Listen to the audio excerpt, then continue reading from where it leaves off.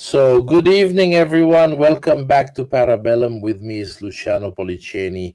And in this little break from all the global drama, if Trump doesn't wake up in a bad mood in 10 minutes, we'll go back to talking about Africa, which obviously is one of those topics that has ended up a bit under the radar because of what's happening in the Middle East, because of the war in Ukraine, but the wars continue. Go check out the live stream we did some time ago, which was an overview of all the wars and about how there's a general trend toward more and more wars. In Africa, new wars keep breaking out and not a single one is ending. And obviously, there are also connections with what's happening because some of the financiers include Saudi Arabia. There are various players that we know well, even in the ongoing events in the Middle East. So who better than you? Thanks, Luciano, and thanks for coming back. But it's always a pleasure to come back. And actually, above all, I can say for the first time since I started doing this job, which has been a really long time now, that I deal with a stable area of the continent. So for years, I took insults from everyone, because for years I took insults from Eastern Europe experts, di Europa orientale, degli esperti di Medio Oriente, saying that something always happens where you are. But actually, guys, it's more stable now than other places. No, I'm joking. More stable is very relative. No, the ironic start is actually to lighten the mood because the date of this live stream isn't random.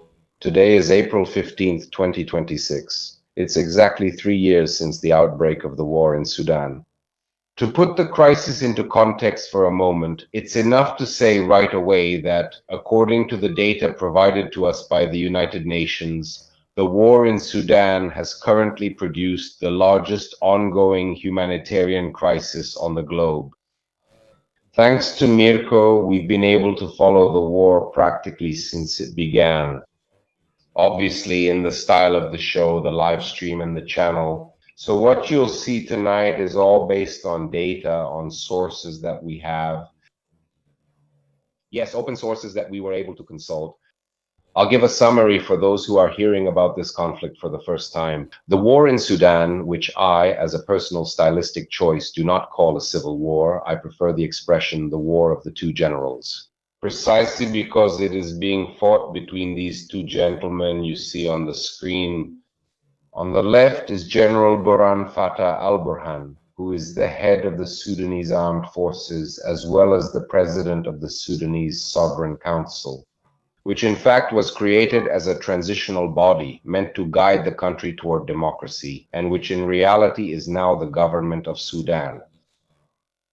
The one that is currently based in Khartoum and reconquered Khartoum about a year ago, by the forces of the second man, the one you see on the right, who is General Mohammed Ndandagalo, known by the nickname Emeti, which means Little Mohammed. They are two people who, together with their inner circles, have created two schools of thought, two different visions for the future of Sudan. On one side, al-Burhan, who is the champion, if you will, of the Khartoum elite, or rather a certain part of the Khartoum elite that survived the collapse of Omar al-Bashir's regime in 2019. And on the other side, General Emeti, head of the Rapid Support Forces, which is a paramilitary group that has been affiliated with the Sudanese army. And if you have dealt with Africa, you might be more familiar with it, by the nickname given to this paramilitary group and to the many paramilitary groups active in Darfur. At the beginning of the 2000s, up to the 1980s and the early 2000s, the name was Janjaweed. By the way, I did some research. In a previous live, I said that Janja means devils on horseback, but actually from more recent research, I found out that it's a dialect expression from Darfur, which means bandits. So basically, this group, the RSF, was formed as an ethnically based paramilitary group responsible for the Darfur genocide under the previous regime, which in some way becomes institutionalized and then basically turns into a state within the state, leading up to April 15, 2023, when, after a very difficult coexistence that was doomed to fail, in fact, it did fail. They moved their troops against the regular Sudanese army, conquering Khartoum, trying to kill al-Burhan and thus take control of the state. As I was saying before, it's not a civil war because it's missing that component, the civilian component, which is actually the main victim of the conflict. As of today, it is indeed. From an ethnic point of view, how much does it matter, or is it simply a matter of power between these two forces? Well, more than an ethnic issue, in my opinion, it's a matter of power. The ethnic issue is important to understand one aspect of the Sudanese conflict, which is the one concerning Darfur, which we will see shortly, where indeed ethnic groups, let's say Arab or predominantly Arab, started a series of ethnic cleansings. The Darfur genocide is not a randomly used expression. It has actually been recognized as a genocide by international courts for whatever that's worth. International law is not in great shape. And so, as I was telling you, the ethnic component is much stronger in Darfur, where militias, let's call them Arab militias, but that's an oversimplification. Militias like those led by Emeti basically launched a campaign of ethnic cleansing against the Darfuris. The Darfuris are Africans. There isn't necessarily a religious difference between the two groups, but they have some geopolitical significance because among the ethnic groups in Darfur, there's a specific group called the Zagawa, which currently controls Chad. As we will see shortly, Chad, besides being one of Africa's main military players, just think that recently the Chadian army began its deployment to Haiti, supported by the American government as part of a series of initiatives for the stabilization of the island of Haiti. However, these are troops recognized for their tactical ability. The Chadians are quite Chad. That's the joke you always make. I was expecting it. It's because it's needed. But because here they invented an army with Toyota trucks and so on for quick raids that are a bit reminiscent of the English desert rats, things like that. So the Chadians are historically considered, at least in Central West Africa, as the masters of mobile warfare, which is exactly the kind of tactics you're describing. That is, units that are also large in number, but capable of moving and deploying very quickly. In fact, Chad plays a fundamental role in many of the African Union's peacekeeping initiatives. To do this, to help you understand how, on a military level, they have been able to use these abilities, even against much better armed armies. You have to remember that the Chadians are the ones who defeated the young Khalifa Haftar during the war. It's unity. They fight for the blue stripe, for the Auzi. That's basically it. They succeeded against a much better armed Libyan force also, and especially thanks to unity,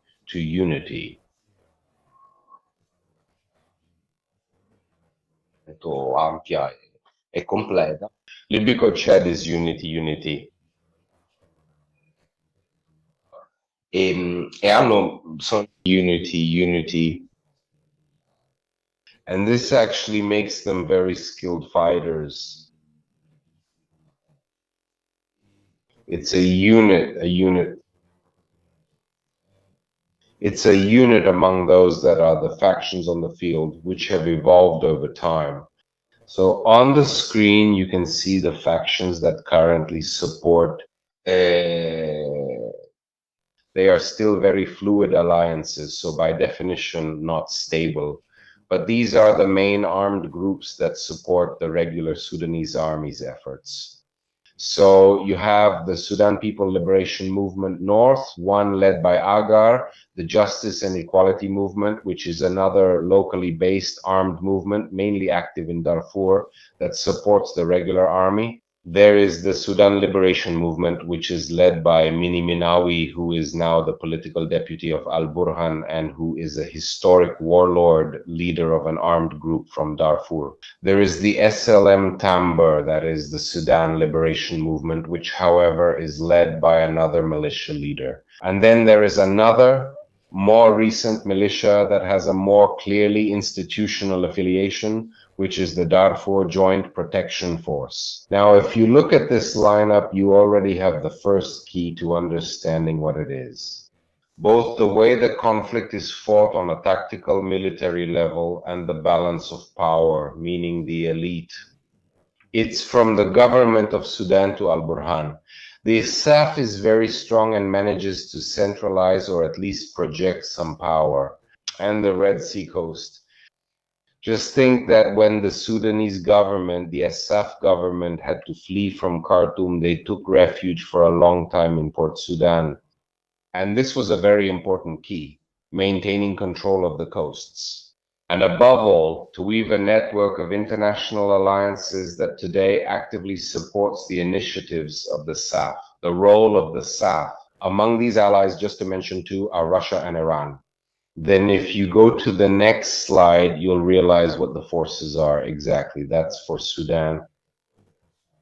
We can go into more detail later if you want, but basically Iran supports Sudan also for ideological reasons. It's a unity with Israel. And there were rumors that it was also about to sign the so-called Abraham Accords. The rule of Port increased the influence of the SAF in relations with Russia, which to this day actively supports, that is, with weapons and resources, the commitment of the SAP. In the hope of being able to open up, it seems like an agreement that's almost finalized, even though it often gets delayed. Its own military base on the shores of the Red Sea and actually, diciamo, le iniziative to maintain its own unit in the Red Sea, especially on the African side, and also a commercial presence. Before the outbreak of the war in Ukraine, they were about to start building a commercial district in Port Said on the coast of Egypt. However, within the Russian strategy to achieve a stable occupation of the Suez route, which is an old project, which actually was also a Soviet project, which for a time tried to establish its own stable position in the port of Berbera in Somalia, part of the Somaliland region, which you may have heard of because it was recently recognized by Israel as an independent state. But as I was saying, if you look at the SAF lineup, it's so broad, it's made up of such different groups, which is exactly why it has often struggled to impose real unity in the eastern regions. So what did the SAF have to do at the outbreak of the war when they were facing an enemy like the RSF, which was very strong in the Darfur region and in the eastern regions? They had to buy a series of alliances to ensure their own power projection, to ensure the possibility of actually fighting against the RSF in the eastern regions. If you go to the next slide, the RSF have a much more limited deployment. This is primarily because they are a smaller army in terms of numbers, but above all because they don't need to have major alliances to control eastern Sudan. They are already from there. They were born in Darfur. Hemeti is the son of herders who have traded livestock between Chad and Sudan all their lives. So they are fighting at this stage, or at least they have positioned themselves in the places where they were born, where their leaders grew up, where their movement was born. Therefore, they don't need to make such broad alliances. However, there is one thing that the RSF have done. They have established a political government, which is the Peace and Unity government, supported by an alliance mainly of politicians from Darfur, which is called TAS. And this trick has allowed the RSF to create a government that does not have international recognition. Even though, as we will see later when we talk about the European positions, let's say, There is quite a bit of confusion about which government is actually unanimously recognized at the international level, because there is always a certain level of ambiguity. However, by creating this fictitious peace and unity government, they were able to shift the stalemate from a purely military level to a diplomatic one. And this is one of the factors that, to this day, prevents even reaching a ceasefire between the parties. Obviously, there is support from local armed groups, among which the most peculiar case is that of the Sudan People Liberation Movement North, led by Abdelaziz Al-Milou, who is another militia leader, who broke away from the previous leader from the other wing of the SPLMN, the one led by Agar, and who created his own enclave within the mountains. Nuba, which they call the New Sudaniba. So they see themselves as part of something that is autonomous from the rest of the state. In 2024, some reporters from the New York Times managed to get accredited with Ali Lou's group and to see what life is like in the Nuba Mountains. So basically to see how the areas they administer in the country function, and they have actually created a parallel state. So this gives you a sense of the complexity of the factions involved, and above all, it allows you to see what is one of the main features of the conflict. If you go back and watch the first live we did in 2023, we did a bit of scenario analysis at the end, and we saw that one of the possible scenarios, if the conflict continued over the long term, was the fragmentation of the state. Quindi di una partizione. Even if it's not recognized, it still becomes a reality on the ground. So cases like that of SPLM and Alilu show you how this dynamic is actually present. There's another case that's particularly interesting we talked about in our last live on Sudan, the desert walls. These are some Colombian mercenaries who are currently fighting with the RSF. From the videos I've been able to see, these are mostly mercenaries who are particularly skilled or specifically assigned to the use of artillery. From what little we've been able to understand, they are actually civilians or former members of the Colombian security forces who are operating in that area and taking part in this war for economic reasons. And even Hemeti himself recently in a public statement acknowledged the fact that they have Colombians. This is what brings up the mercenaries. There was a Wagner presence. Someone was asking us what resources are at stake. If I remember correctly, they had a gold mine. They tried to establish their own base. Then they were interested in exploiting that mine and not getting too involved between the two militias. Even Egypt, which was approached by both groups, avoided getting involved. Let's say that the neighboring countries try to avoid direct connections. Then there are also questions like, sorry, but which of the two sides is committing war crimes, or are both committing war crimes? So Sudan is currently a black hole. So the possibility of actually carrying out investigations into violations of the laws of war is very difficult. What we've managed to get out for now is all based on testimonies that come to us from the front. Videos, phone calls, teachers, what are the conditions? Basta che tu abbia un telefono in tasca. War crimes are committed by both sides. The same goes for human rights violations. Recently, if we talk about crimes against humanity, while I don't rule out that the SAF may also have committed them, when the RSF conquered the capital of North Darfur last week, La primavera scorsa, se non ricordo male. after a year of siege, the first satellite surveys, which have also been validated by the UN, show that ethnic cleansing has indeed resumed. So basically, at this moment, I can't tell you because we can't quantify whether genocide has actually resumed, but ethnic cleansing has definitely started again. And the fact that the resumption of this ethnic cleansing is one of the factors that risks regionalizing the conflict proves it. In this context, regarding the Russia-Wagner issue, The entire Russian presence in Africa through Wagner has been completely or at least significantly changed by the creation of the Africa Corps, which recently also opened its own YouTube channel. And so what Mirko has already documented in the case of the war in Ukraine, that is from the transfer of Wagner's assets into the Russian Ministry of Defense. So as of today, Wagner is an asset, at least in Africa, for all intents and purposes managed by the Russian Ministry of Defense. There is only one partial exception, which is the Central African Republic, where some mid-level figures from the Prigozhin era are still present. And these mid-level figures have been left there.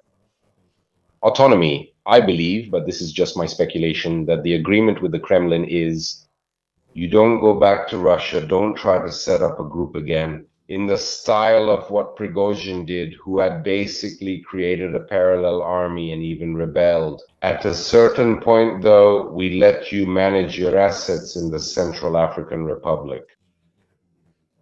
So much so that today, in front of the Russian Cultural Institute in Bangui, the capital of the Central African Republic, there is, I believe, but I could be wrong, the only commemorative statue with their likeness, dedicated to Utkin and Prigozhin, the military leader and the head of Wagner.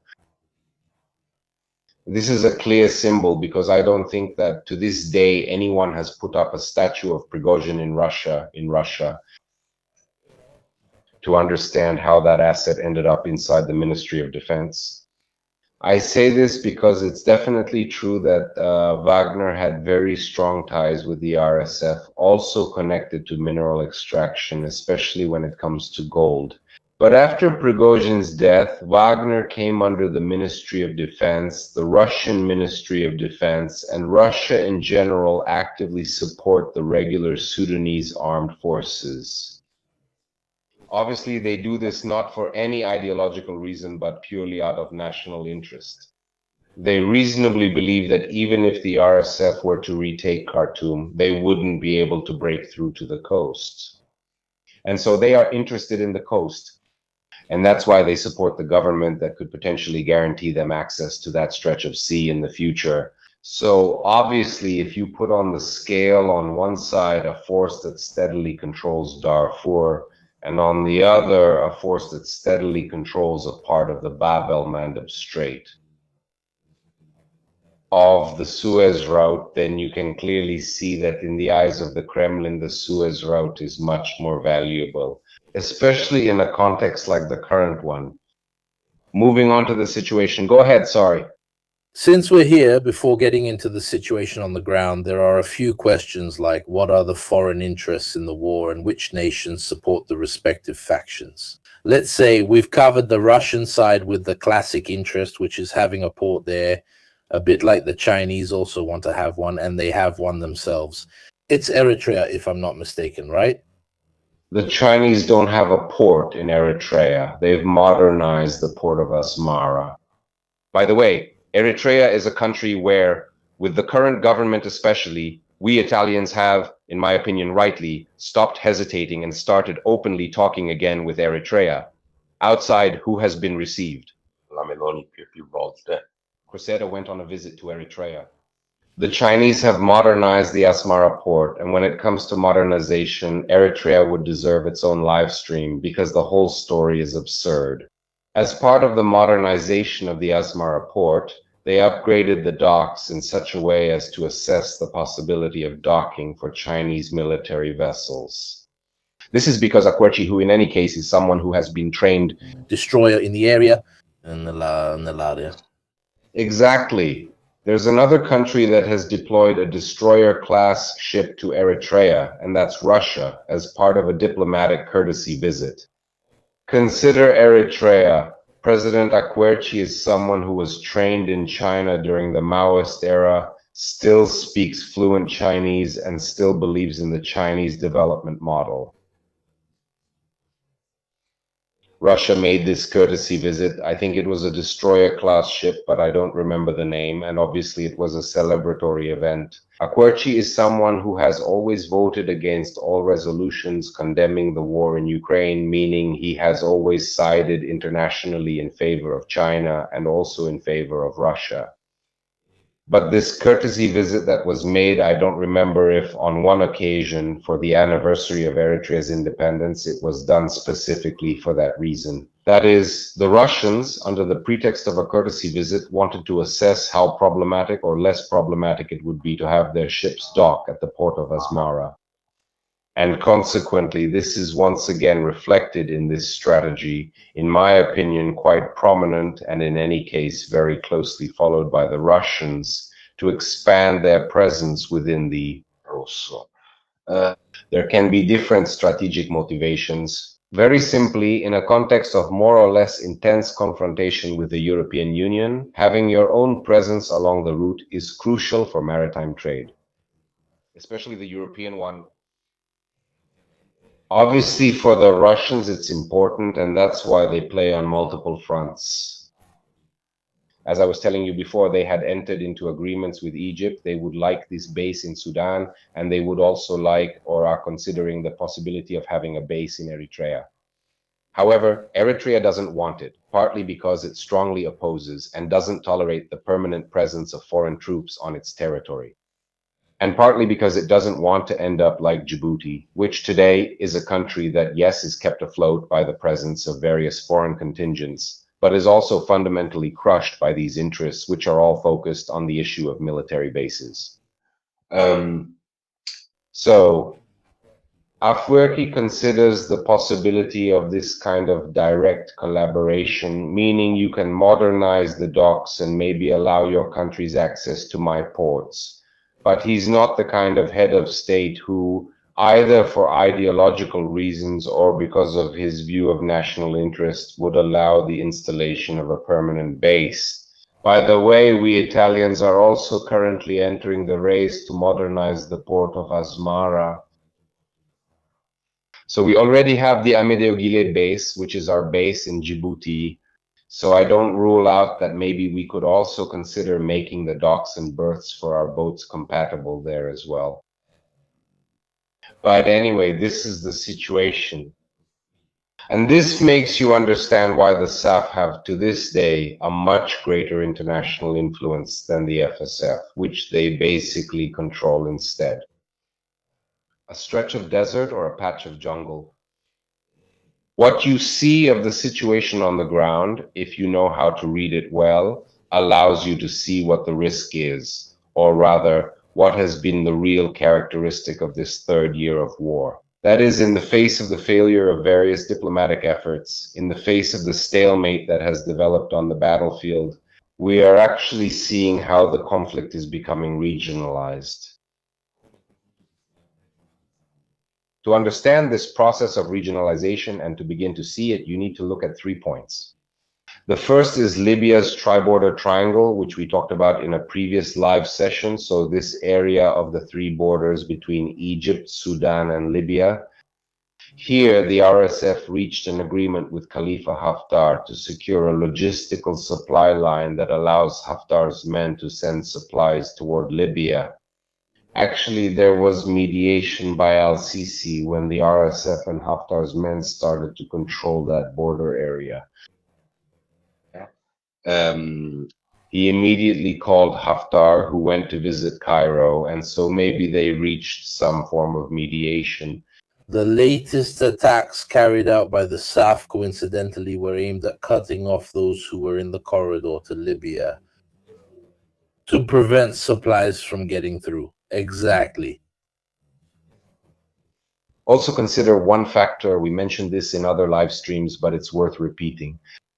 Here's the thing, Sudan, by its very nature, is a country that's mostly desert. So actually controlling a village gives you the ability to control several square kilometers of land. I'm saying this because there have been several conferences about this, especially regarding the British campaign that started from Sudan and then moved into Ethiopia. Whoever controls a small village with a well and another village with a well controls everything, because if you don't have a base of support, you can't survive in the middle of the desert. It sounds absurd, but this is like Trump, the air base. There's nothing here, there's nothing here. So whoever controls that controls this whole area here.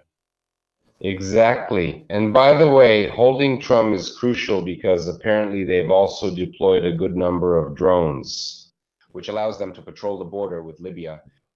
And so, if necessary, this is an agreement they've made. Those Egyptians like Al-Sisi, Al-Burhan, Al-Tar know the truth. However, probably to be able to strike any large supplies that might cross that border. Also, and especially because Sisi had to strike a delicate diplomatic balance, because at the same time he cannot prevent the Libyan National Army and therefore Haftar's faction from resupplying themselves with goods coming from the south, because they are a significant part of the economy that finances their war efforts. So they have to get through, but not to such an extent that it would compromise the efforts of the SAF. Thank you. Another aspect that can help you understand the gradual regionalization is that little pink triangle you see in the state of Blue Nile. Exactly, this one. Now, as you can see, it's quite absurd. I mean, the bulk of the SAF troops controls that area there, and then you have an offensive that starts from Blue Nile, completely disconnected from the rest. This, as we will see, is an important aspect. Or in any case, this offensive has highlighted Ethiopian involvement in support of the RSF, officially denied but supported by open source evidence. But let's frame the issue properly, maybe when we talk in a moment about the regionalization of the conflict. And obviously there's the issue of South Sudan and the Shab. If you go back and watch the previous live streams, but anyway, we'll repeat it now, when you see this disputed area between South Sudan and Sudan, that's the Abyei area, which is basically with the city of Heglig, the heart, or one of the hearts, let's say, of the Sudanese oil industry. You have to consider that among many things, whoever actually controls the coast controls the entry of oil at the border between South Sudan and Sudan into international markets. And the main shareholder of Sudan's energy infrastructure today is China, which built these pipelines and is the main or one of the main clients of Sudan's energy industry. This is more or less the situation on the ground. As I was saying, the first year was marked by a certain success of the RSF. They capitalized on their nature as a mobile paramilitary group and on their ability to carry out rapid maneuvers against the SAF. The second year was the year when the SAF actually regained the initiative thanks to their air superiority, which was made possible mainly by the supply of Iranian drones. The SAF used Shahed drones. The third year is the year when, for a whole series of reasons that we will see shortly, the conflict actually moves toward regionalization. Before looking at this regionalization, I thought it would be interesting to show how fighting takes place in Sudan. So, a little treat for military history enthusiasts. Sudan is the last country that has seen a charge by the Redcoats on the battlefield. It happened during the suppression and the revolt of the Mad Mullah, when the British resumed the conquest of Khartoum. If you look it up, there's a book by an English historian named Tom Pakenham called The Scramble for Africa. It's a thick book that I'm reading whenever I have the little free time I get. But he describes in detail the fall and capture of Khartoum and documents the last charge of the imperial troops in battle. Cavalleria britannica. At least in Africa. By the way, a British cavalry charge that is witnessed by a very young Winston Churchill. Today, the war being fought in Sudan is very different. First of all, there was what you mentioned earlier, that is, the fighting actually takes place in predominantly desert areas, at least at this stage. where controlling a well, but even just a village or a commercial hub, guarantees you control over several square kilometers of land. But, and this is something I often like to emphasize because we tend to imagine that African conflicts are all a bit like Black Hawk Down, with people in uniforms on technical shooting. a casaccio. In reality, not unlike other conflicts in the Middle East, the one in Ukraine, the one in the Democratic Republic of the Congo is a conflict fought with drones. To frame the nature of this conflict, what you see here is a slide made by Al Jazeera, which I really liked, I must say. Al Jazeera dedicated a long-form piece just to the use of drones in the war in Sudan. As I'm looking at the types, I already see Chinese and Iranian ones here. Turkish ones? Below. It happens. What? So actually, Turkey has also been accused of financing the RSF, but with more basic drones, not with Akinsis, just to be clear. The interesting thing to note, in my opinion, are the ships in Ukraine. Yes. Apart from the Ukrainian ships, the drones used by the RSF, as you can see, are drones. They use swarms a lot, rarely single drones. I mean, they rarely use the big Turkish drone. They rely a lot on swarms. What they try to do, at least from the videos I've seen, is to launch these waves of swarms in a really reckless, senseless way. Sorry, the first question I have for you is who is funding them? The RSF. And how do they fund themselves? I mean, if you don't have access to the sea and you can't. Well, mainly through gold trafficking, extortion, and the black market. So basically, they fund themselves like bandits. They have access to some mines that they then sell off, or rather, they circulate the gold in legal markets throughout the rest of the continent. Or maybe they manage to get others to sell it for them. Through the stock exchange of gold. So basically through this kind of stuff here, obviously, consider that when it comes to the war effort of the RSF, like all paramilitary groups, it's something that's done. It's a war effort fought on the cheap.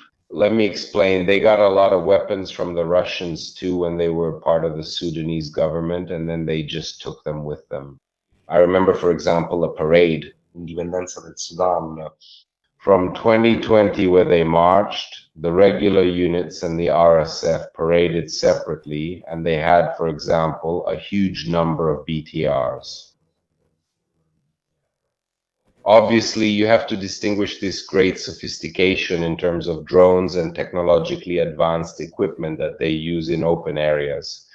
So as I was telling you before, they use these huge swarms of drones. They launch them completely at random on populated areas when the populated area falls, and that's how El Fasher fell. Then they move into populated areas and basically loot everything. Instead, during the Battle of Khartoum, we had shown some videos. This is a Shaheed. We had shown some videos in previous live streams. They also fight in urban areas using improvised means, so it basically turns into looting. Fighting like with motorcycles. And so it turned into a looting activity. So focused on looting activity, focused on looting, focused on a looting activity, a looting activity. So it turned into a looting activity. So looting became an activity, looting, and so it became a looting activity. And so it became a looting. And so it turned into a looting activity. So it turned into a looting activity, an activity turned to looting, a looting activity of this kind. To give you a figure and to help you understand how this type of war has created the biggest humanitarian crisis currently happening on the planet. If you go to the next slide, there's still Al Jazeera, which has made a count based on open sources of the number of operations carried out with drones by the SAF. As of today, what you see, according to their count, is more than 1,478 deaths that, according to them, were caused solely by drones. 1,478 confirmed deaths. You need to read this slide in light of a grim joke about the SAF that circulated during the Darfur genocide, which said that the Sudanese army doesn't fight, it just bombs. This is because historically, or at least under President al-Bashir, the key has always been this: Khartoum controls the air force. Then, for ground operations, they rely on local groups. But the important thing is that air supremacy always remains in the hands of the regular forces, always remains under the control of the authorities in Khartoum. And the SF fought for a long time, especially in the first year, when it seemed like they could actually lose the war to the RSF. They accumulated and stored equipment, drones, prepared their supply chains, did these kinds of things. It's an army that brings the skies down to the ground. It's an army that brings the skies down to the ground. The war, but it's something that's very close. I had left you some open source material with videos about what it could be, about some attacks. I'm not sure we should show them since it could get the live stream taken down, so I'd avoid it. Well, you say so, it wouldn't even be the first time, but anyway, if you go further, we can see what the effects of this type of combat are. The live stream gets taken down, but we take down the live stream. Who cares? So this is a video that shows a mission carried out by the SAF to fight, basically, against the RSF. If I remember correctly, this should be a Turkish drone. So what do you think? Let's say the type of combat they do is similar to the RSF's. They want to damage the supply lines. In this case, this is a blitz against a convoy. They try to fight against the RSF's supply lines, and they do it mainly using drones. Notice, however, when looking at this kind of footage, it's not different from the operations we see in Ukraine. It's exactly the same thing, old man, someone unloading stuff. No, this is for, because there's also that little thing. We buy... Since it's a title, they do something with it, but you don't see anyone die or anything like that. But I tried to be precise because I think they have the live stream about Mali. I mean, it's already a lot that the CIA or the French intelligence didn't come knocking after that thing. That was another joke. But just to show you how we really need to step out of our comfort zone when you have to explain all the major humanitarian crises linked to African conflicts. Because the equipment is modern, I mean, they really are. The distances are enormous, of course. They don't have large populations. They are numerous, and the armies are numerous. Anyway, these are the effects you can see from drone operations on populated areas. Let me preface this by saying, or rather emphasize, another way in which the RSF try to use the Air Force at their disposal, which cannot compete in numbers and potential capabilities with that of the SAF, and to use drones to strike a specific part of the Sudanese energy infrastructure, which, as you may have understood, especially by looking at what's happening in Hormuz these days, it's not the pipeline, but it's the refining, because if you have fighter jets, drones that need to fly, destroying the refining equipment means keeping them grounded. This, according to a source, the use of the so-called thermobaric bomb, but the source is rather questionable. The video is considered authentic, it's real. But this is a type of attack carried out by the RSF, who have used so-called barrel bombs on more than one occasion. They say this one is thermobaric. He could go and try.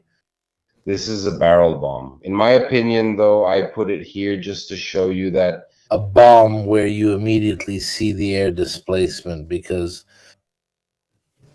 the man here, you can't see it. This is a deflagration. I'm telling you, even from my level, that this is a barrel bomb. It's a very dirty thing. Exactly. And the barrel bombs for whom? So the barrel bombs were, let's say, quite widely used during the war in Syria and Iraq between 2011 and 2014. 14, Really quando so small where there is a thermobaric. It's so small, yes, but in fact, In my opinion, the one I saw was used to clear mines in some fields in Ukraine. And it makes a blast, a shockwave that you can see. right? But above all, I think that from the name, a thermobaric weapon should actually create a fire. But historically, no, a thermobaric weapon doesn't create a fire. Actually, it really sucks in. It sucks in the air. It really creates a vacuum effect that pulls in the air. Okay, Yeah, my yeah, bad. okay, Strizzato. As far as I know, thermobaric weapons have never really been used in African countries. No, honestly, I think they just made that claim to make the RSF look even more like the bad guys. My guess, like I told you before, is that it's a barrel bomb. Maybe it's not actually a barrel, but they're making improvised bombs. Then they load them onto those quadcopters and drop them wherever they think is best. Another factor that distinguishes the RSF, this I have to say, more the RSF than the others, but without making any kind of preferences, the RSF really focus on targeting medical facilities because they rely heavily on siege tactics. Obviously, one of the quickest ways to end a siege is to cut off water, food, and medicine. And this was particularly evident in the siege of Al-Fashir, where in one of the few cases in which they actually used rocket launchers. They hit the Doctors Without Borders hospital. In fact, after a year of resistance, Al-Fashir eventually fell. Now, as I was saying before, the main characteristic of this last year of conflict has been regionalization. Now, let's see how the conflict has become regionalized, first of all, with the presence of Egypt, So here I should really cover 70 years of African history. So I apologize for the simplifications I'm about to make. So first of all, the relationship of support from Egypt to the Sudanese regulars can be explained on the basis of personal relationships between Sisi and El Burhan, who studied at the same academy for a period. In Egypt, for a long time, even during Nasser's period, Egyptian nationalists even talked about the need to unite the valley. So to return to what was the Ottoman period when Egypt and Sudan were strong and then under British rule, the same thing. Al-Sisi supports the SF not only because of these personal relationships, but also to keep a government in power that he considers closer to his own agenda, and above all, to consolidate an axis, or at least maintain an axis between Cairo and Khartoum, which he considers useful for a whole series of dossiers, for example, the dossier of the Grand Ethiopian Renaissance Dam, where the three countries that are present within the Forum for the Management of Nile Waters are Sudan, Egypt, and Ethiopia. And obviously, Sudan tends to side with Egypt. Then, of course, there's the issue of the Red Sea. Egypt wants to keep the Red Sea under the control of the loyalists. And then for a whole series of historical ties that exist between the two armed forces, during the beginning of the hostilities, at the same time as the operations against Khartoum, that is, against the capital, to take control of the presidential palace. The RSF launched an offensive in northern Sudan against an Egyptian airbase, which to this day is one of the few official Egyptian installations abroad. But for Cairo, it has a strategic value, which Cairo virtually, to be able to extend some form of influence almost up to the beginning of the Great Lakes region. Keep in mind that Africa is huge, so we're talking about several thousand kilometers. Now, Egypt has never hidden the idea of wanting to support or have greater sympathy, an alliance with the South. This, if you go to the next slide, was further demonstrated by these findings that were made by the New York Times. I double-checked them, so they do check out.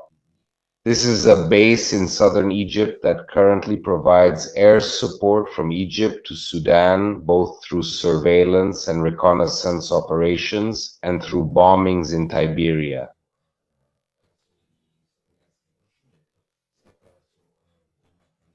Another piece of evidence of this partnership If you go to the next slide, what you see here is a Turkish drone that was regularly purchased by Egypt and was shot down in the Darfur region.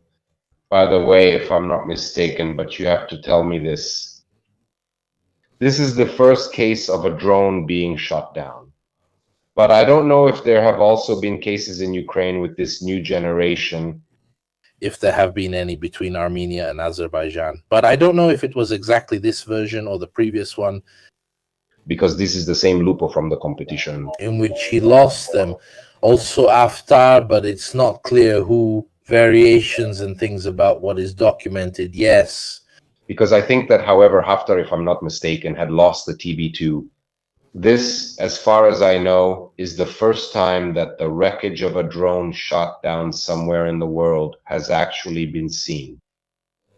Moving on to the other player, which is Ethiopia. Ethiopia shows you how the Ethiopian involvement, the Sudanese crisis, should be placed within a much more fragile regional context. Let's start with this video. This one won't get taken down. So what you see here is a group from a battalion that calls itself 70 men. They are cadets who have completed their training. They graduated in Sudan. But these 70 cadets have a very particular origin. That is, they all come from the Ethiopian Tigray region. Tigray War, 500,000 dead, 600,000 wounded. These cadets were enlisted by the Sudanese armed forces, trained. You may have heard that it actually seems like the war in Tigray is about to start again. Given that Ethiopia and Sudan also had unresolved issues related to border wars, there have been clashes at the border. No more than 2 years ago, so it definitely wasn't already a smooth relationship, but that wasn't the case. It's the area, right? Absolutely. It was well represented inside. They have always had separatist movements. They were also among the first to be remembered. Commander who betrayed during the Italian invasion, did he betray the Italian side or the others? If that's the case, it's precisely because even back then they were experiencing separatism compared to... So that has to do with the very nature of the Ethiopian state itself, which is very particular. When you look at his predecessors, his father took the title of Negus Negus, King of Kings. It's precisely because, in the end, Ethiopia had this confederation where there were various feudal lords who submitted to the will of the emperor. This tension... I don't know if you want a comparison to help you understand what it was like. A system that they show, like when I watched it in English, I don't know how they translated it into Italian, with the banners, call them standards. Yes, exactly. It was everyone. There were the ones below, as always, to repeat the Game of Thrones paradigm. It's as if there were the Starks who are up there, and below there were all the others.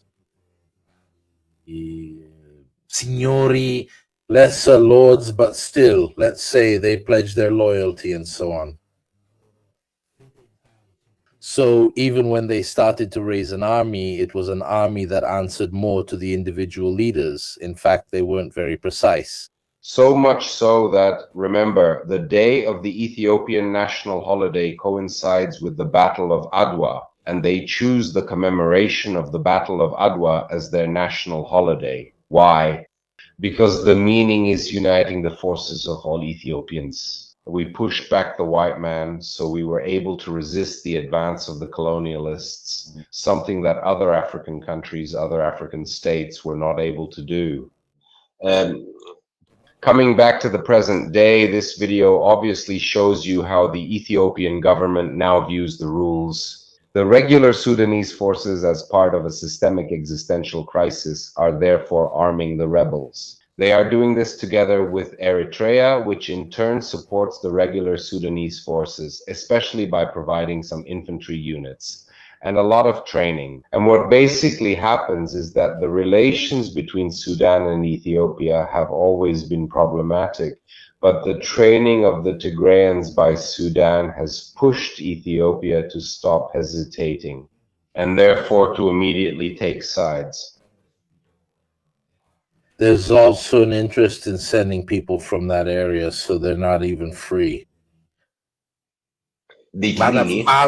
And they go there to make a mess so they don't cause trouble internally. How to use his stuff, not these things. From that perspective, the Ethiopian government has no such interest because they made the TPLF surrender in 2022, and so they absolutely don't want that army to rearm. Maybe there could be, because right now the TPLF is divided into two factions, one pro-government and another that would like to resume the war and take revenge, the pro-government one.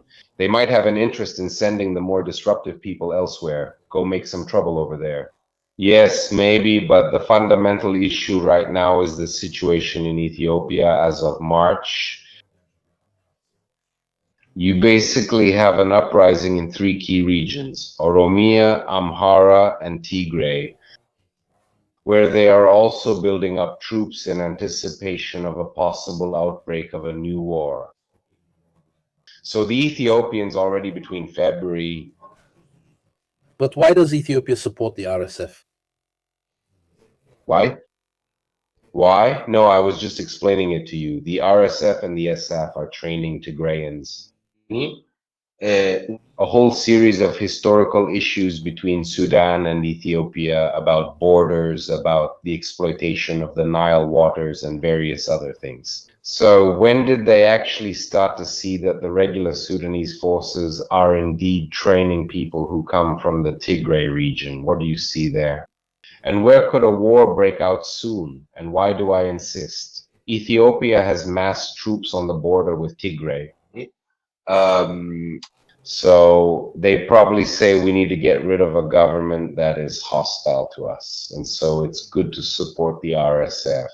But if you look at the map, you have to consider that Ethiopia is currently going through a particularly dramatic period because it has uprisings in three regions. Fundamental importance, Cielo, Romia, Lamara, which is one of the economic engines of the country. And then, of course, there's the issue of Tigray, the fear, more or less, made explicit by Abiy, and that a possible stable alliance between Amara, Tigray, and Afar could create an opposing force that might march on Addis. Abiy won the Tigray war precisely because the Amhara, They have. but at this stage they rebelled against the central government, and as a result there is, let's say, this great hostility between the government of Sapeva and the Amhara government. Why is it important to talk about all this? Maybe it takes us a bit far to Sudan because we have to address the Sudanese crisis, the Sudanese war, within a series of regional conflicts that are linked to the fact that several major states in the region, I would say practically all of them except Kenya, are redefining their internal power systems. And very often they do this through armed conflict. So if you look at Sudan, Chad, Libya, and if you want South Sudan, Ethiopia, and Somalia too, you are witnessing this series of violent upheavals that are meant to create new internal political orders. But that's why I'm not a fan of those who tell you there's a single thread, a single key to understanding the region. The impression is that these conflicts arise from local causes. But if they all break out at the same time and all in the same region, you can clearly see that we're heading toward a scenario that's radically worse than the current one. Returning to the logistical aspect of the conflict in Sudan, what you see here is the reconstruction that was done by the International Humanitarian Law Laboratory. They have tracked shipments from the Asosa airport, which is a base of the Ethiopian National Army. They loaded these convoys that you see in the image, and then these convoys went on to support the RSF offensive in the Blue Nile region.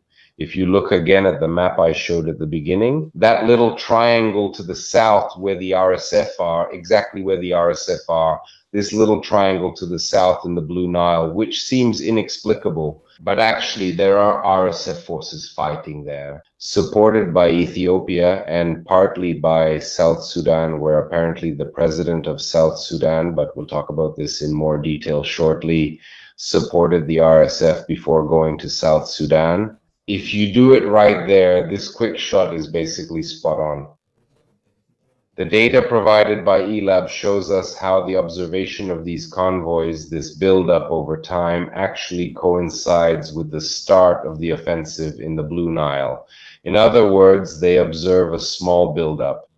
In February 2026, between the end of February and the beginning of March, the offensive on the Blue Nile begins. If you go to the next slide exactly, you can see what were basically the first movements of the RSF as part of the offensive on the Blue Nile. So from the Asosa base, they moved towards Kurmuk, that is from Asosa to logistics, to the outposts. They did. They set up the rear logistics line, and then they started moving towards Kurmuk, it really makes you understand how the Ethiopian involvement, although officially limited to the Addis Ababa level, is actually based on some of these troops. They must have passed exactly through here. We'll get to that in a moment. Exactly, something that can give you a sense of the atmosphere in Ethiopia. Ethiopia has suspended but not abandoned its plan for access to the Red Sea, which for Abiy Ahmed is considered an existential issue. Also to make up for the tragedy of the defeat with Eritrea, which then deprived Ethiopia of its access to the sea. This that you see is an inscription in Amharic that was fatta durante una parata militare qualche tempo. Made after January, which basically says we would rather die than not have access to the sea. A small thing that makes me understand how serious Ethiopia's intentions are, but this is regardless of Abiy Ahmed. Regarding access to the Red Sea, Ethiopia is a landlocked state. There is a landlocked country that still has a navy today. They have a navy. So this makes you understand how for them, if you will, even ideologically, almost messianically, access to the Red Sea is something non-negotiable. And so all these moves against Tigray attempt the idea of this memorandum with Somaliland. I didn't follow it because obviously we weren't involved. I'll go get this for you. A map from 1935, if I remember the years. We had it in our Italian way. No, okay, so how did Somalia come about?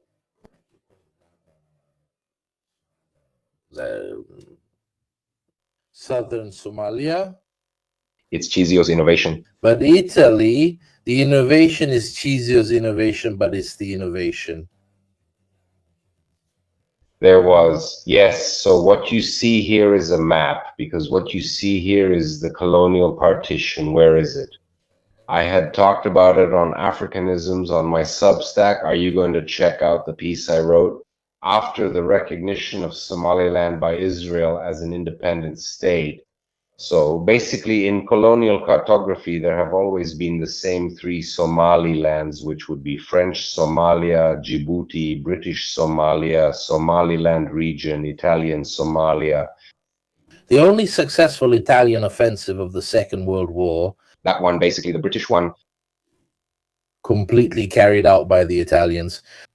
We did so badly in the Balkans, we didn't even win a single offensive. We invaded with two columns, one going toward Berbera, one moving along the coast because we also took Somalia.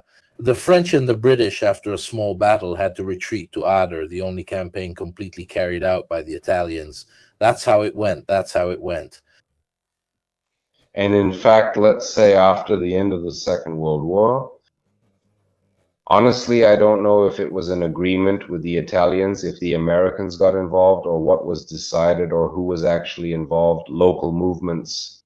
However, British Somaliland and Italian Somaliland, so Somaliland and Somalia, were merged, and today they are recognized by the majority of states as part of the same state entity. Later, after the outbreak of the Somali Civil War in 1991, British Somaliland. which managed, let's say, to ensure greater stability for itself, also due to a particular kind of organic balance that exists. In that area, it declared independence and in practice acts as an independent state. That is, it has autonomous elections and a whole series of characteristics of autonomy.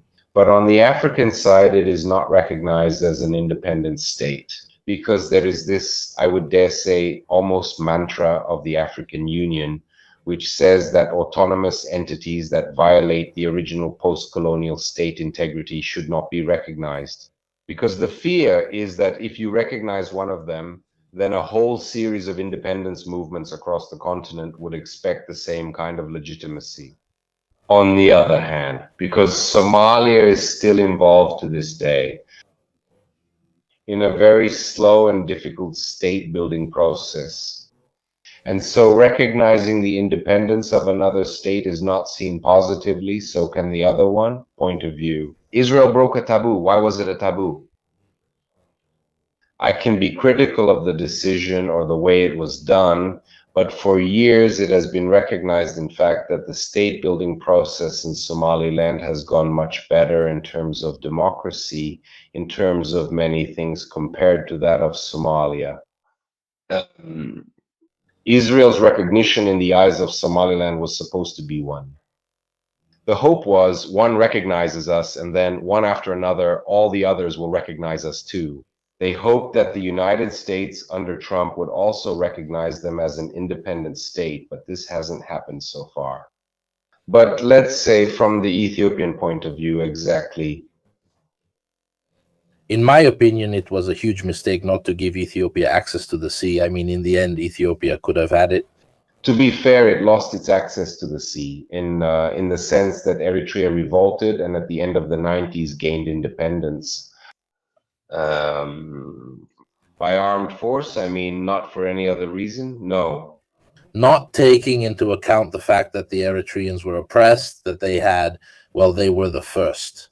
Who spoke up, yes, so to speak.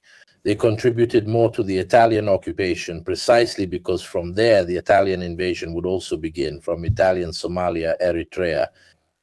Eritreans initially didn't view the Italians negatively, but over time their opinions shifted. No, but as of today. And they even saw the sanctions as anti-Ethiopian. As of today, I can tell you that it's a paradoxical experience I've had several times in my life. But the Eritreans among the peoples colonized by US Italians are the ones who still have a memory of it today. I'm not saying it's positive, but they do acknowledge some merits of the Italian colonization, which is something that, let's say, an Ethiopian or a Libyan doesn't do, or at least not the majority of them. There were also many Eritreans who fought on the Italian side. Yes, the so-called Askari. If you go to Asmara, it feels like being in Italy in the 1960s. In fact, just to give you a simple idea, in Asmara there's the Impero Cinema, which has a twin here in Rome, in the Casilino district, and it really is a twin. I mean, it's the exact same cinema, the exact same structure. But anyway, this is all part of the whole dynamic about the issue of Ethiopians' access to the Red Sea or access to the Red Sea in general, which has become quite a hot topic. Let's move on to Chad. So those you see on this map, which was made by the new Humanitarian, these are areas that have experienced conflicts and ethnic cleansing operations in Darfur on the Sudanese side of the border. This large number of refugees who fled from ethnic cleansing in Darfur took refuge across the border in Chad. Simply put, they took refuge in an extremely poor country that now has to deal with a humanitarian influx. Quite severe.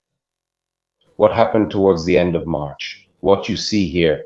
There was this massive deployment of Chadian forces on the border with Sudan. The decision to deploy this many troops and to close the border with all the consequences it has, even on a humanitarian level, is fundamentally linked to some drone attacks that the RSF allegedly carried out on the Chadian border side. Now, for Chad, the war in Sudan, as I was saying, is fundamentally tied to ethnic balances because the leadership in power in N'Djamena in Chad is fundamentally made up of the Zagawa, that is, members of this ethnic group that lives on both sides of the Sudan-Chad border. If the cousins in N'Djamena don't go to help, those in Darfur, it creates a clan fracture that could trigger a domino effect leading to a power crisis in N'Djamena as well.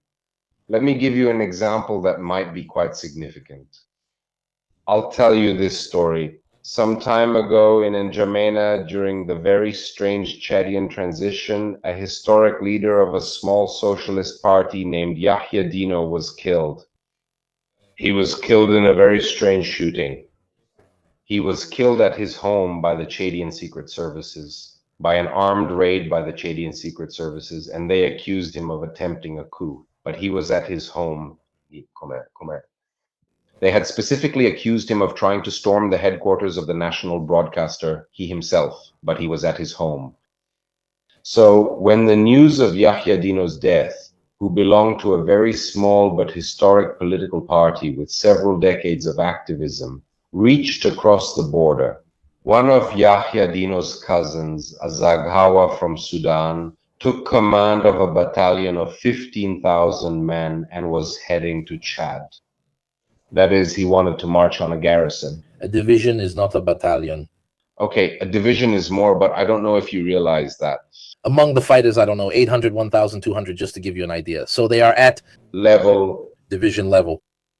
He took command of 15,000 men. Please forgive me, General Capitini, if I always get the terms wrong, but he took command of 15,000 men to go avenge his cousin at Jaminato. This is to help you understand that on one hand, the Zagawa of Darfur are a very strong military force with great potential. But above all, that if the government of N'Djamena is not able to at least protect and alleviate the suffering of their cousins in Darfur, it could be that the head, the president of Chad, Mamadou Tristebi, might be overthrown. What you see here are the troops currently stationed at the border between Chad and Sudan, and so the risk is that Chad could become involved in the Sudanese war, especially within the Darfur area, maybe even overlapping just by creating a buffer zone that would obviously harm the RSF. Evidentemente l'RSF. Then there's the issue of South Sudan. So this is a map that I already showed in the last live stream. As you can see, this border area between South Sudan and Sudan is still the site of most of the fighting, or at least a good part of the fighting in the area for the RSF. A few months ago, the RSF occupied the city of Idlib, which is home to one of the main refineries in the country. At that point, the fear, both from South Sudan and the Chinese in Sudan, was that the RSF, in order to retake the city, or at least to remove the strategic advantage of the RSF, would decide to bomb Idlib and thus blow up the facility, which would have made sense from the air's point of view of thousands of people. To damage the reforms di carburante dell'RSF. Come dicevamo prima, senza la raffineria non hai la benzina per I droni. For everything you need to move. There was this rather strange mediation at the end of which I think there might be a Chinese hand involved. At the end of which the South Sudanese forces, the South Sudanese army, occupied the city of Eglig. They put it under a sort of controlled administration and said, well, as long as we're here, we're guarding the refinery so that neither Sudan nor South Sudan controls it. There's a problem though, so a brief history of the last 7 years in South Sudan. South Sudan was ruled for a long time by this strange transitional government, led by the President of the Republic, who is still in office and whose name is Salva Kiir, and by his Vice President, who was Riek Machar. The peculiar thing was that these two men fought each other in a particularly bloody civil war right after South Sudan's independence. The one on the right is Salva Kiir, the one wearing this almost cowboy-like hat, and Riek Machar is the one on the left. Now, what happened? This entire truce was held together by oil money, in the sense that this oligarchy controlled access to and the funds coming from the exploitation of oil resources. They kept paying salaries, they ensured access to liquidity, that kept everyone more or less calm. When the war broke out in Sudan, resulting in the subsequent damage to energy infrastructure, there was a crisis in the energy sector, making it impossible to pay salaries even to the armed forces, and impossible to maintain that clientelist system that kept the truce. Fighting resumes, Riek Machar is put under arrest, and in one night the head of intelligence is dismissed. In short, Salva Kiir, who is actually not well because we've seen some of his public appearances in 2024-25, is not in particularly good health. Anyway, his entourage took the opportunity to resume this civil war. A small thing, Makar's entourage has been accused by the regular Sudanese forces, the SAF. And here you are already laughing about that vote because you realized you put together an economy, you facilitated the recruitment of the RSF within the border. Not only that, but several members of the RSF, let's say from their intelligence, in suits and ties, crossed the border paying quite a few dinars to gain access to oil resources. This is the account that Sudan gives us through its intelligence. Now, it has always been considered just a hypothesis. In short, the fog of war. Who knows if it's true, though, if you remember the little triangle we talked about earlier before the offensive on the Blue Nile. As Mirko rightly said, these RSF troops must have passed through somewhere if you're being cynical. It's wrong to think the worst, but often there is also evidence now. So I think I won't tell you everything. South Sudan, which is actually very diverse, is made up of different groups, the White Army and so on. But this definitely sheds new light on the possible involvement of President Kiir in actually supporting the RSF. So things change.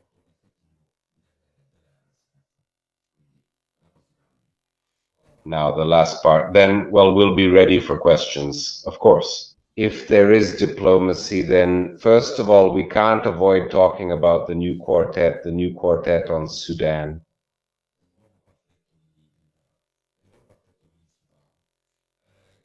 I always refer you to Abiganismi because I talked about it in more detail there. A brief history of the quartet. For Sudan, it's a diplomatic format that was invented in the United States around 2019, if not earlier, to manage relations with Sudan. Trump largely reshuffled it, basically excluding the only European member of the quartet, which was the United Kingdom, Great Britain, to replace it with Egypt. So this diplomatic quartet is made up of Saudi Arabia, the United Arab Emirates, Egypt, and the United States. It still hasn't accomplished anything due to conflicting interests among participants. I think they just met for the first time. It makes me laugh. The funny thing is that he leaves them out and says, you English have nothing to do with this, as if the Americans have something to do with it. It was a Saudi Arabia thing and these kinds of things. But they get involved. That was something that I think they really took note of in London.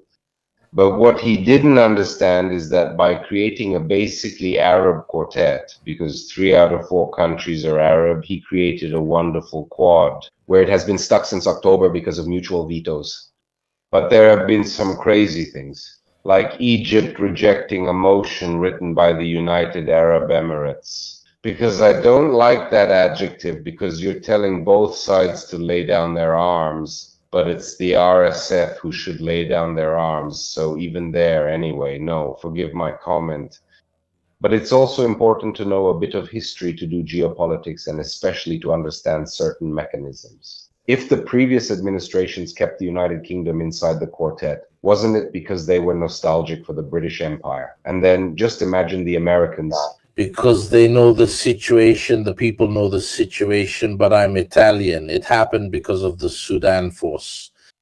Yes, but besides the historical colonial connection, there's another factor. They were aware that if they had made a purely Arab composition, this would have created a diplomatic quartet that is blocked by vetoes. Even today, it's still like that. Go back to the previous image for a moment before talking about Macron. So the Trump administration regarding Sudan, actually regarding the Horn of Africa, had a peculiar attitude because in reality it was very active in Africa. However, the Trump administration really swung back and forth when it came to the Horn of Africa, between efforts to preserve the status quo from previous administrations and some genuinely new moves, right? Allora, last November, bin Salman went to the White House to meet Trump, and according to reports, his participation in this was very important. He formally asked Trump to put Sudan back on the US diplomatic agenda. Say you have to do it, it was done, and something for Sudan. From that moment on, there was greater activism from the United States. However, their exact position was not clear. This moment was an act of activity, much more aggressive activity toward the RSF. Some sanctions were imposed on members of the Islamist Party, the former party of dictator al-Bashir, which, however, supports the SAF.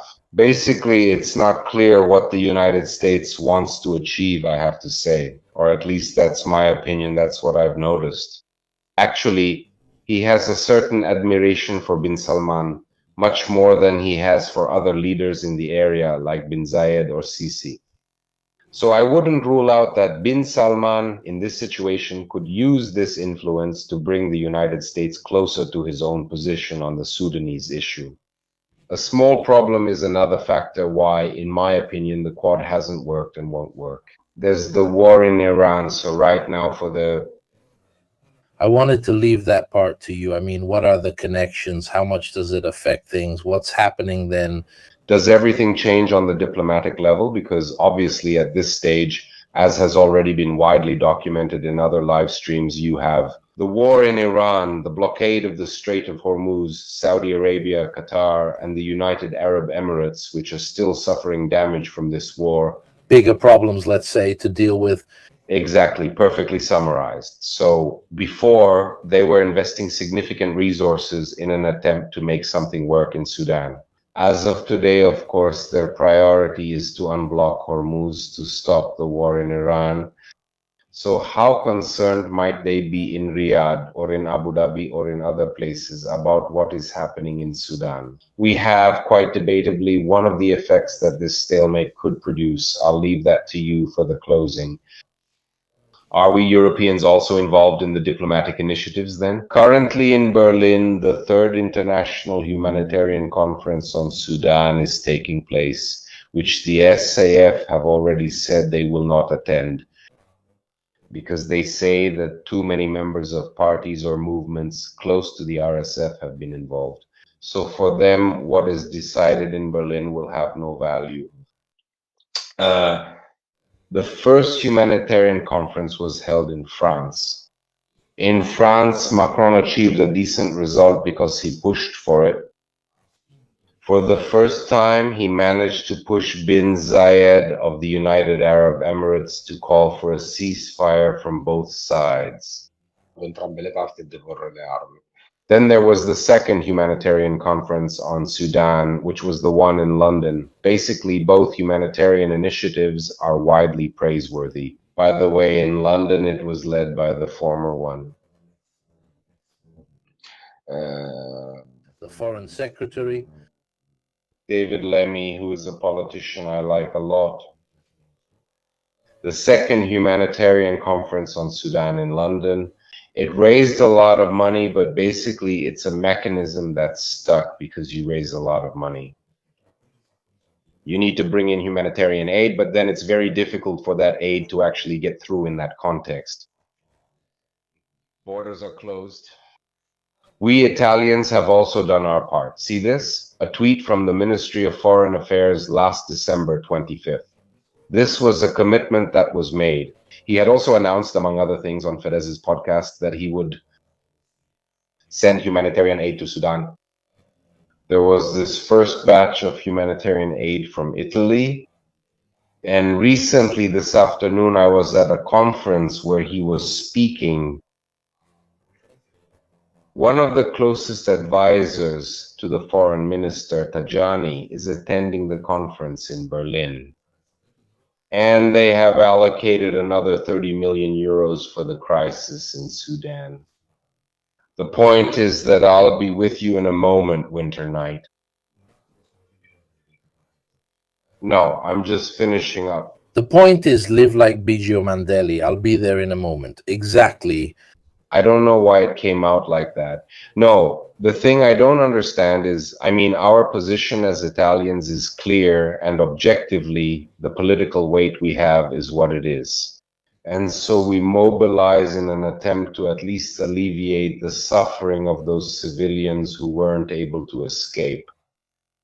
But I haven't understood if we recognize the government of the SAF or that of RSF, because we're always stuck on that same issue.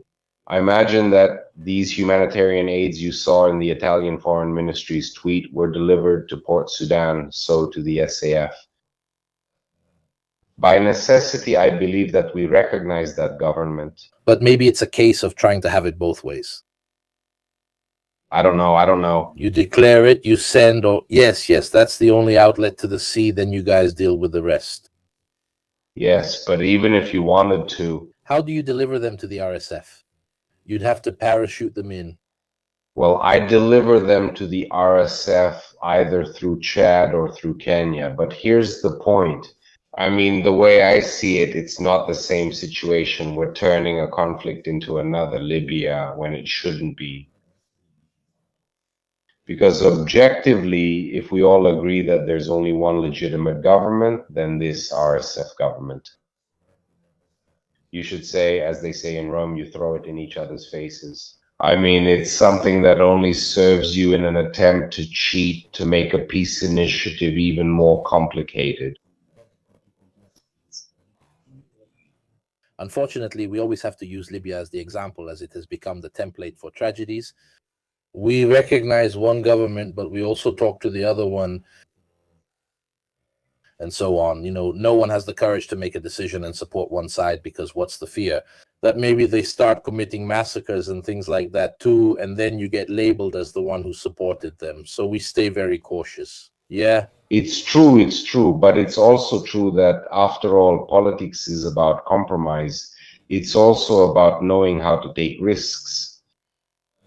One last thing about the humanitarian issue. This is an infographic from the UNHCR, which basically sums up the number of refugees who have managed to escape across the border at this time and the type of humanitarian assistance. And it can be guaranteed at this moment, a moment in which it's important to clarify that. The humanitarian organizations, just to be clear. Guys, believe it or not, yes, of course, the UN isn't that thing you see during the last week of September at UN headquarters. But there are some great people, both analysts and field operatives, who do work on the ground and are doing it right now. Are they getting paid less because there has been this rush to cut economic support aid?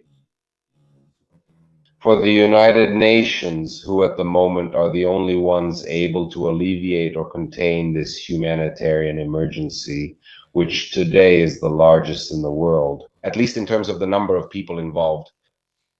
The last slide, then I'll answer questions if there are any. What's the issue? This is an article that appeared in Foreign Affairs that said, "Don't partition Sudan again." Remember that the last time Sudan was divided was in 2013 with the independence of South Sudan. Not Sudan again. That's what the authors of this paper say. Because it wouldn't actually solve independence, it wouldn't actually solve independence, it would solve independence, it wouldn't actually solve it.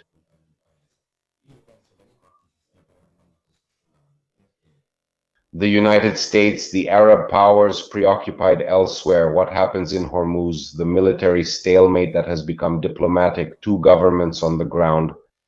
I think the temptation that might exist in some governments, at this stage, even if it's not the best solution, we recognize the reality of the situation and therefore accept it. It wouldn't actually resolve the independence of Eastern Sudan, the independence.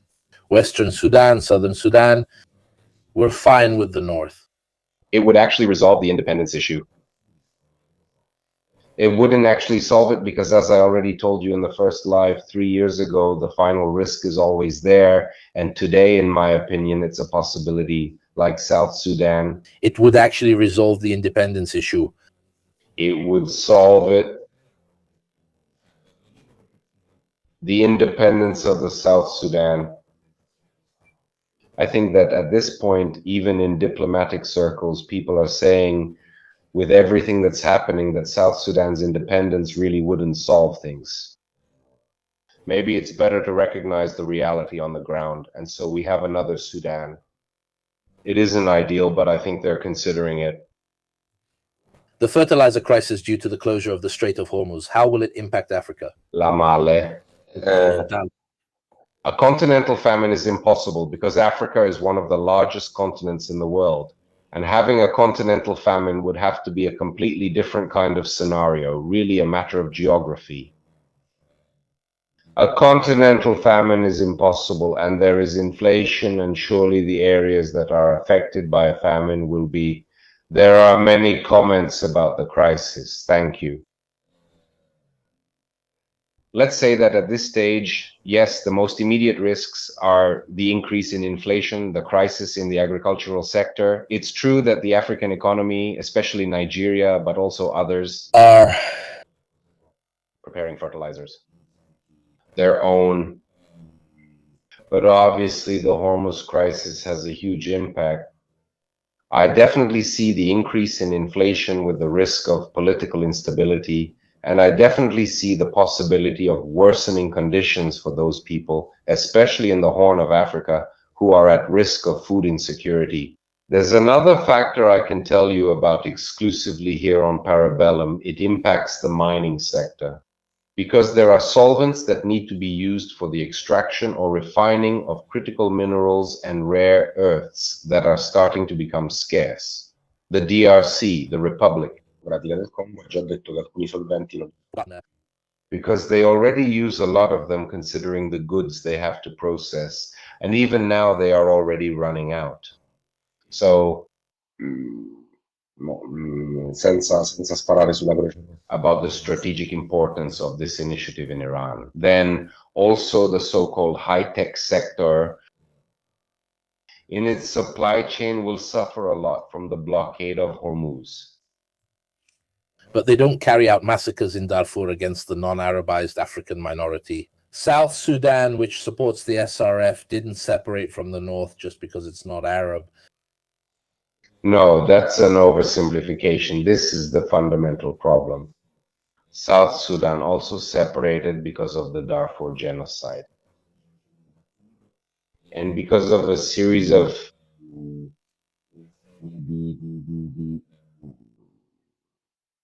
let's say, of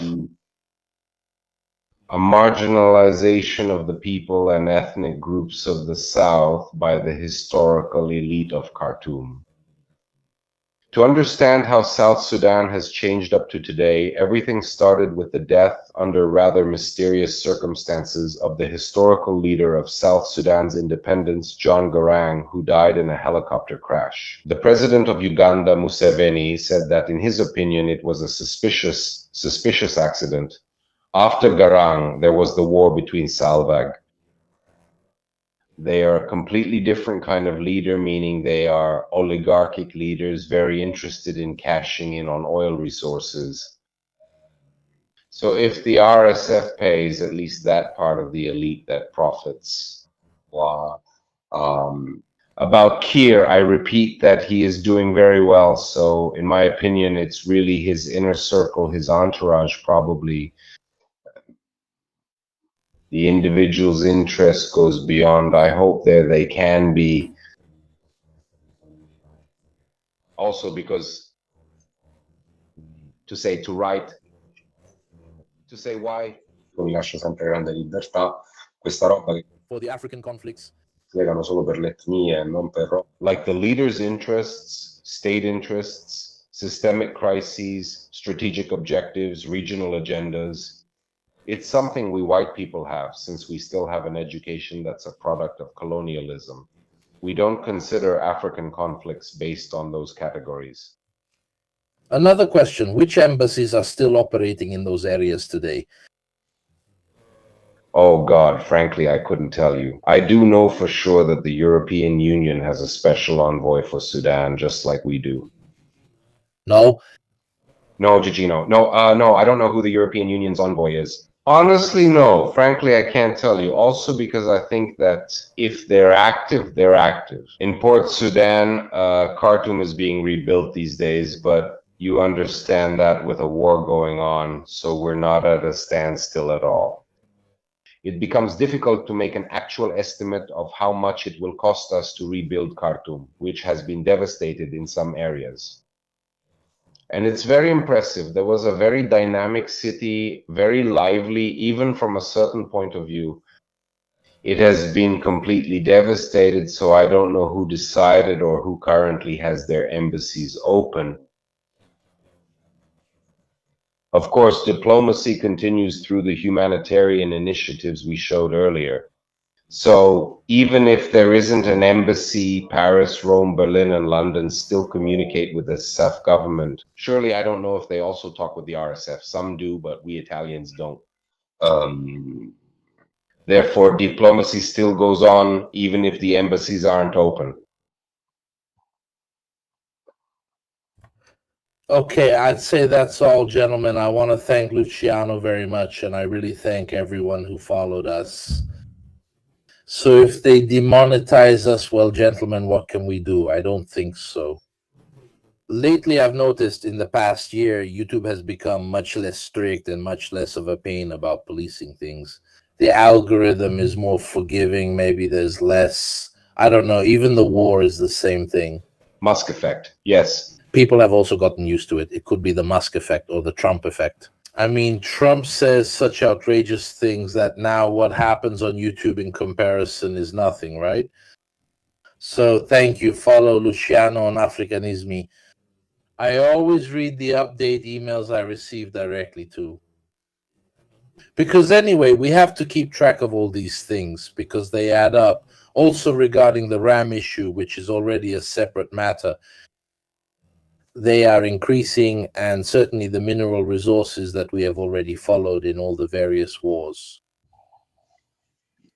They have a big impact, so thank you all. See you around the 18th. We will do a live stream about South America, especially about the criminal connections in South America with Guerra and Batistessa. And unless something crazy happens in the meantime that I have to deal with, the date is the 18th.